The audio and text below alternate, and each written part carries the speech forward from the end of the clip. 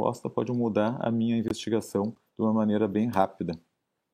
Mesmo caso aqui que a gente está avaliando, região à direita, várias linhas B, regiões anteriores, bases, pulmão normal, linhas A. Na esquerda, aqui que eu enxergo, de novo, várias linhas B, embaixo, pulmão normal.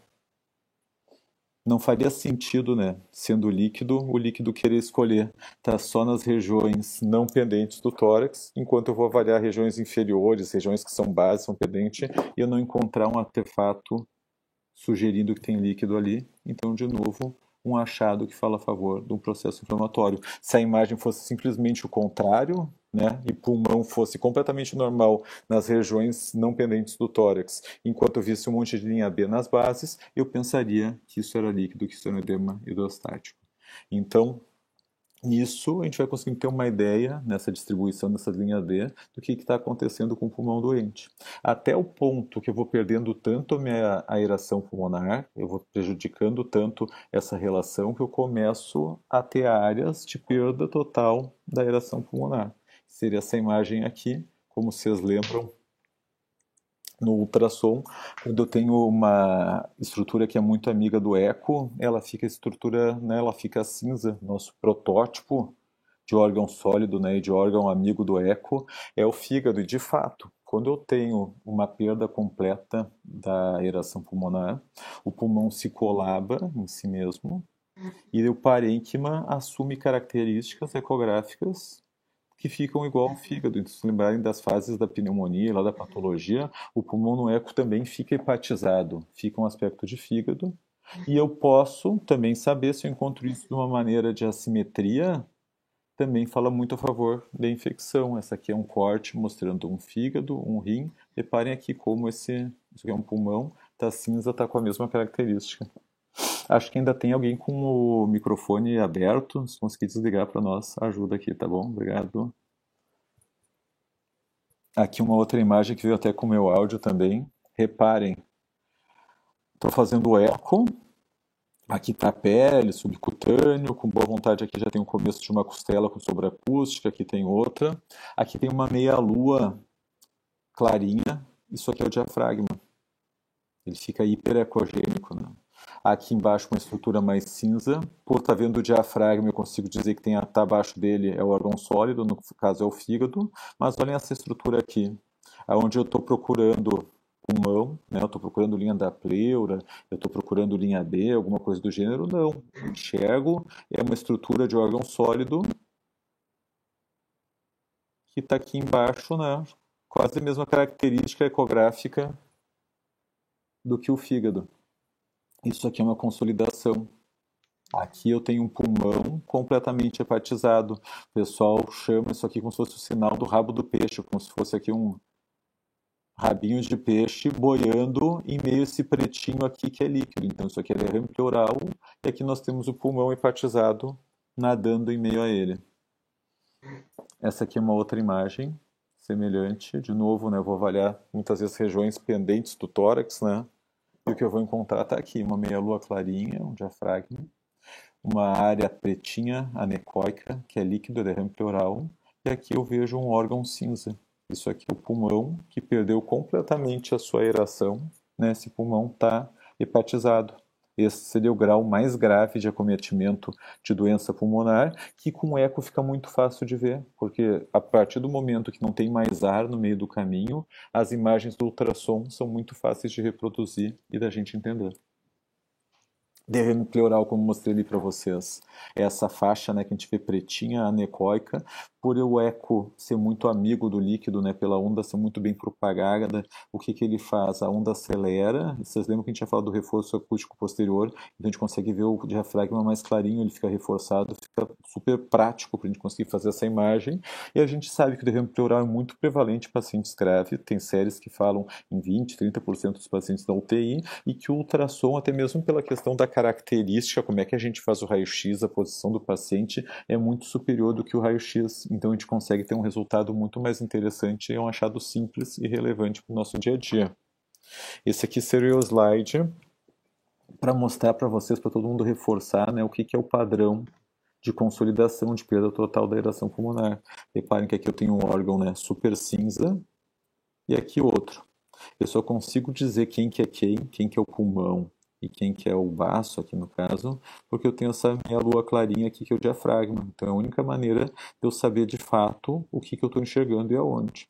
Com boa vontade, aqui eu vejo uma sombra acústica posterior, que é uma costela. Aqui eu vejo outra sombra acústica posterior, e aqui da mesma maneira. Reparem toda essa faixa pretinha anecoica aqui, que é o derrame pleural. O pulmão parece, né, bem o rabo do peixe aqui boiando. E a gente vê a movimentação do diafragma conforme o ciclo. Acho que essa imagem aqui ajuda bastante a fixar a informação e a gente mais ou menos já sair com o olho treinado do que a gente vai buscando. Vocês vão vendo que os achados do ultrassom são muito simples. Na verdade, a gente está sempre trabalhando com poucas informações quando a gente vai olhar o pulmão. Ah, tem um padrão se a pleura mexe ou se a pleura não mexe, né? Se eu encontro linha A, se eu encontro linha B. Deixa eu ver aqui. Se eu encontro linha A, se eu encontro linha B. O que está acontecendo? A consolidação é um achado simples e o derrame pleural também é um achado muito simples, algo muito rápido para a gente conseguir avaliar. Bom, voltando aqui para a nossa figura inicial, então, de novo, acho que todos vocês concordam que dá para ter um sentido, né? Tem uma lógica essa questão, né, de pensar nesse triângulo da aeração, de pensar que o paciente, a gente brinca, né, o paciente vai descendo a lomba e de fato a aeração pulmonar vai descendo da mesma maneira e eu consigo enxergar isso com ultrassom em tempo real e de uma maneira previsível. Tem estudos super interessantes, paciente renal crônico congesto, por exemplo. Eles mostram que à medida que o peso do paciente aumentou, eu pioro a aeração, fica com dispneia e fica num perfil de muito mais linha B. Coloco na diálise, ultrafiltro, tiro líquido, esse paciente melhora e eu consigo enxergar isso em tempo real. Então vejam que é um método muito prático para a gente fazer a avaliação. Vou falar também para vocês de uma questão aqui que está muito em moda em função da questão do Covid, que seria a consolidação subpleural, que é um achado que o pessoal tem encontrado bastante nesses pacientes. O que acontece? De novo, o nosso triângulo aqui da perda da aeração. É importante eu passar a informação para vocês que tudo isso acontece, né, em tempo real, e isso acontece de uma maneira não simétrica, essa questão de doença do pulmão, né, essa questão de perda de aeração.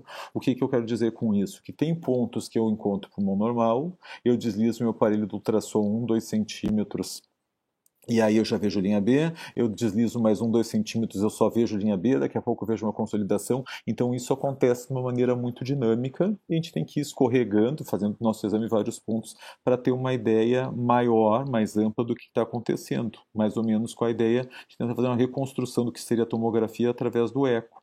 E tem alguns pontos que são de intersecção, tem alguns pontos em que eu estou um quadro já tão grave que o meu pulmão, que ainda seria só linha B, já começa a ficar numa condição quase de perda total, ou que está, né, se aproximando dessa perda total e dessa consolidação.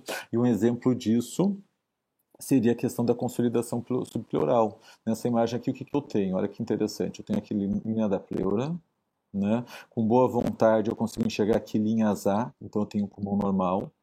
Mas reparem que a partir desse ponto aqui eu já começo a ver outras coisas, não consigo mais ver linha A de uma maneira tão clara. E a pleura que eu via antes, né, sempre linear, sempre vizinha, aqui reparem que ela está falhada, né? Ela parece estar como se fosse mordida, mastigada.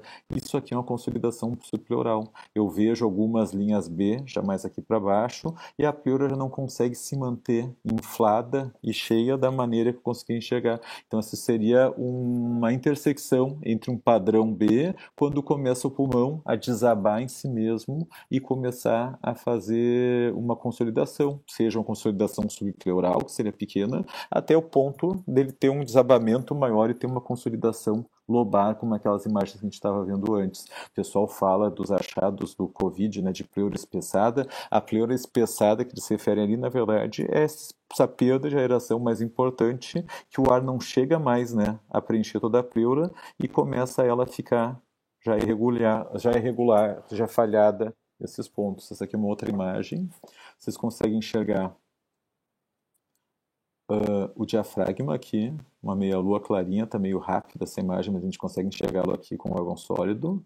Conforme o esforço respiratório, a gente vê que tem linhas B que aparecem e somem, mas a gente vê também tem uma parte que a pleura não fica mais lisa, né? Que a pleura aparece toda mastigada. Essa aqui é a consolidação subpleural.